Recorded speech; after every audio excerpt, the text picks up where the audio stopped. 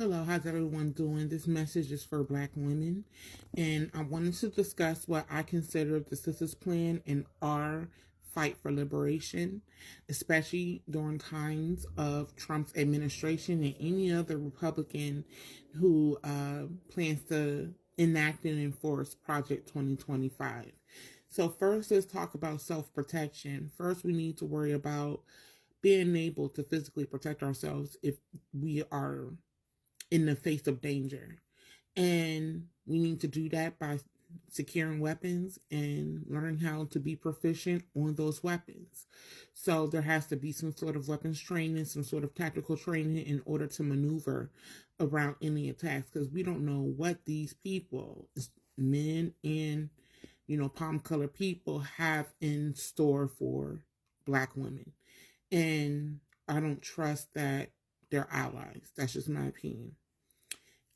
So weapons training, and then we also should learn how to do hand-to-hand combat, learn how to physically protect ourselves from any attackers or anyone who poses a threat to us. Last but not least, we need to worry about home security. Have cameras inside and outside the home. It'll be important to have both. From outside, to see people walking up into your house, that can be evidence that can work in your favor. And also inside the home, since for many Black women, their violence is at the hands of their partners. So having cameras inside the home will be very important and will provide evidence if you have to draw up a domestic violence case. Okay, next we have to focus on obtaining financial freedom. We really can't make too many moves without money. Even if you were in an abusive situation or in the face of danger, you want to be able to move the way you want, like the way you need to in order to be safe.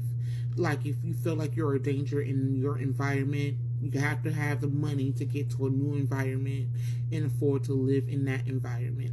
And not only that, but the environments that have the less crime seem to be more expensive to live in.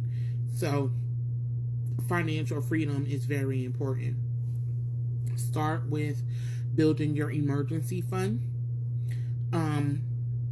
First start to get to $1,000, and then after you get to $1,000, focus on repairing your credit and reducing your debt. Then focus on building your 3 to 6 months expenses. That's how Dave Ramsey advises people when it comes to finances. If you want to do 3 to 6 months worth of emergency fund and reduce your credit at the same time, that's possible, depending on how much money you make. But try to keep your expenses 50% or below of what you earn. I know that's not realistic for many people, but try to really advance yourself into a career where you can afford to live. That's just how I say it. I have that further down, earning a living wage, because if you're not earning a living wage, then you really aren't living. And many of us who grew up poor or are poor currently understand that. Focus on trying to get land and property, especially land. Land is the key to wealth, and land is the indicator of wealth. You want to be able to house yourself, clothe yourself, and feed yourself, because relying on the government is not always a guarantee. And I have a theory that the government really practice extreme nepotism when it comes to palm-colored people, and they just give them money and then keep people of color, especially Black people, out of access to grants and funding for homesteads and businesses. That's just my opinion. Also, you want to focus on business ownership, because really generational wealth is achieved by 2 ways: climbing up the ladder in your career and investing your money can make you become a millionaire if you invest correctly. And also business ownership. Business ownership is probably a great way to build wealth. But at the end of the day, we're talking about building wealth for ourselves and for the generations after us. Definitely want to invest your money into a semi-aggressive strategy. Work on a retirement plan as early as possible. Focus on generational wealth. Have an adulting fund for your children. And make sure your children are set up for success. Next, the center men. Center yourself and your self-preservation. Distance yourself from the male gaze. Distance yourself from the male's needs. The male is a grown man who is capable of taking care of himself. But a lot of men rely on the servitude and the emotional and physical labor, physical labor, and mental labor in all ways. A lot of men rely on women in labor all ways to build himself up, which a lot of women neglect themselves in the process. So have the idea that you're centering yourself and your children. The male needs to be doing way more labor on your behalf if you're going to deal with a male.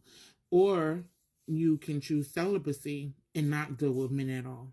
That's also a choice. There's a movement called the 4B movement, 6B movement, 7B movement.